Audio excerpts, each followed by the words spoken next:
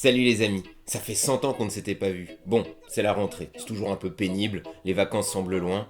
Et pourtant, grâce à la rentrée littéraire, vous allez pouvoir vous évader avec de véritables petites pépites.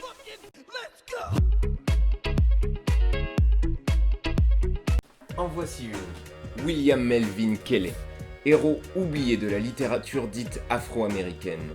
Il fait partie de ces auteurs, comme James Baldwin, qui, après la mort de Martin Luther King ou de Malcolm X, a préféré s'exiler que de vivre dans cette Amérique ségrégationniste.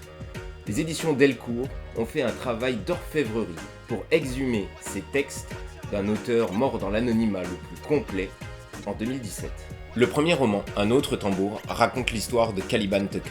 En 1957, ce fermier noir, après avoir abattu cheval et vache, va brûler sa ferme et quitter cette ville raciste. Le lendemain, ce sont tous les noirs du village qui s'en vont.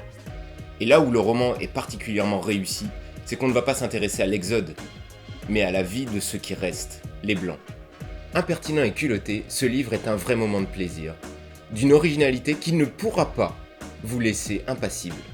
Ce deuxième ouvrage, Jazz à l'âme, sorti en août 2020, est un roman brillant de par sa conception. Il raconte l'histoire de Ludlow Washington, enfant noir confié à un institut pour aveugles dès l'âge de 5 ans.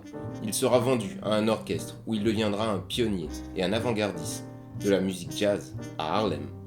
Entre les lignes, c'est bien la question raciale qui est posée une fois de plus. Y a-t-il une différence entre les noirs et les blancs lorsque l'on est aveugle ? Ce roman, construit de façon intuitive, vous guidera à travers l'âme tourmentée de Ludlow Washington. William Melvin Kelley, vous l'aurez compris, est l'un des auteurs qui m'a le plus ébloui dans cette rentrée littéraire. Au-delà du fait que ces textes datent des années 60, il me semble qu'ils sont toujours d'une actualité criante. Alors, les amis, lisons !